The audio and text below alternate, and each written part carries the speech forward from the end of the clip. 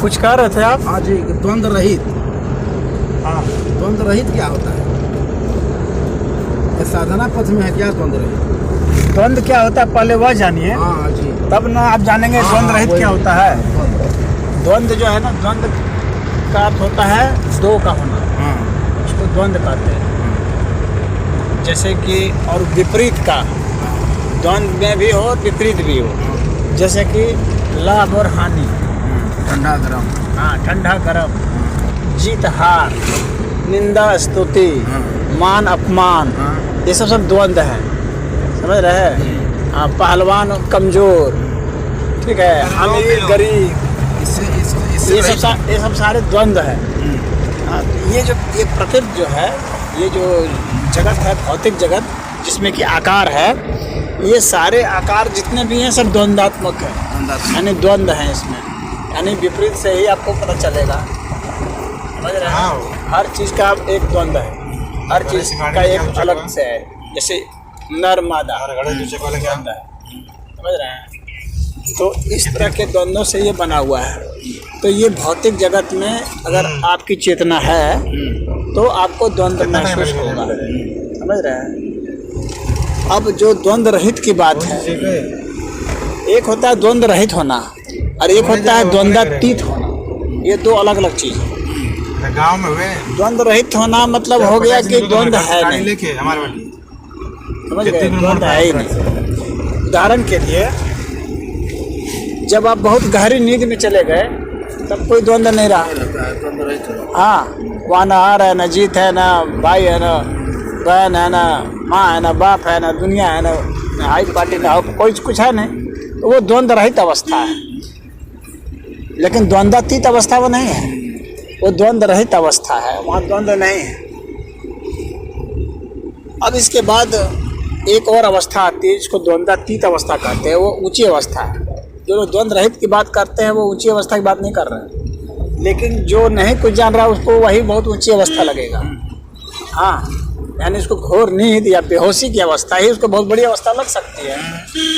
कि भाई द्वंद्व रहित अवस्था में, लेकिन बेहोश हो जाना या बहुत गहरी निद्रा में चले जाना वो कोई बहुत ऊंची अवस्था नहीं है। द्वंद्वातीत अवस्था ऊंची है। द्वंद्वातीत अवस्था ऊंची है। द्वंद्वातीत अवस्था में क्या है कि द्वंद्वों से परे हो जाना और अपना भी पता रहना, उसको अपना भी उसको होश होना, इस अस्तित्व का उसको होश होना, ये द्वंद्वातीत की अवस्था होती है। द्वंद्व रहित अवस्था में तो उसको अपना भी पता नहीं चलता, बेहोशी में तो उसको खुद का पता नहीं है कि वो है भी या नहीं है, समझ रहे हैं। तो वो एक तरह से जो है वो द्वंद्व रहित अवस्था जो है उसका अस्तित्व जो दूसरे लोग ही जान रहे हैं, वह व्यक्ति खुद नहीं जान रहा अपना अस्तित्व को कि मैं क्या हूँ या नहीं हूँ। लेकिन द्वंद्वातीत व्यक्ति वो होता है जो पूरे अस्तित्व में अपना अस्तित्व को विलीन कर चुका है, पूरे अस्तित्व में अपना अस्तित्व मिला दिया है, इसके कारण वो द्वंद्वों से ऊपर उठ गया। ये आध्यात्मिक अवस्था होती है, द्वंद्वातीत अवस्था। हाँ, द्वंद्वों से ऊपर उठ जाना। वह व्यक्ति द्वंद्वों से ऊपर कब उठ सकता है? जब आप जो है अपना अस्तित्व जो है अनंत मानते हैं। अनंत में द्वंद्व नहीं हो सकता है, अनंत द्वंद्वातीत होता है, क्योंकि और अनंत के अलावा और कोई अस्तित्व होता ही नहीं है, तो द्वंद्व कैसे होगा? कुछ अलावा होना चाहिए। आपके अस्तित्व के अलावा यदि कुछ है तो द्वंद्व हो जाएगा, लेकिन आपके अस्तित्व के अलावा यदि कुछ नहीं है तो द्वंद्व नहीं होगा। तो अपना अस्तित्व से जो है वो ऊपर उठ जाता है, जब व्यक्ति उसकी चेतना इतनी चली जाती है कि वो अनंत तक हो जाता है तो द्वंद्वातीत हो जाता है। तो परमात्मा को अनुभूत कर लेना ही द्वंद्वातीत अवस्था है। जो परमात्मा को नहीं महसूस किया है वो द्वंद्वातीत में नहीं है। और अपने को भी, अपना भी याद रखना, अपना तो उसमें उसको याद रहेगा ना, उसको बोध रहेगा ना। जब बोध ही नहीं रहेगा तो कैसे पता चलेगा अनंत की अवस्था का?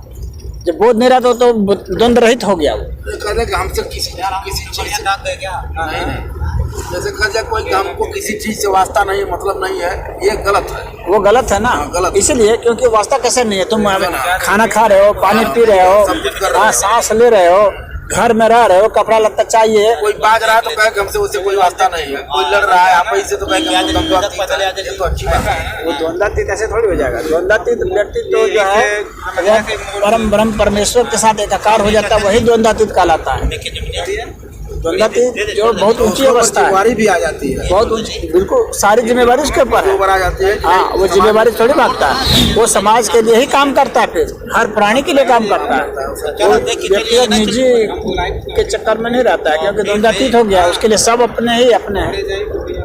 और द्वंद्व से रहित होना, हाँ, द्वंद्व से रहित होना ऊंची ये अवस्था उचित नहीं। अवस्था नहीं है। ऊंची अवस्था द्वंद्वातीत होना, द्वंद्व से रहित होना मतलब निष्क्रिय हो जाना, मतलब उसको अपना ही पता नहीं चलना, निष्क्रिय हो जाना, मतलब बेहोश हो जाना। बेहोश हो जाना। निष्क्रिय भी नहीं, बेहोश हो जाना। निष्क्रिय तो भी नहीं कह सकते हैं, कैसे हो सकता है?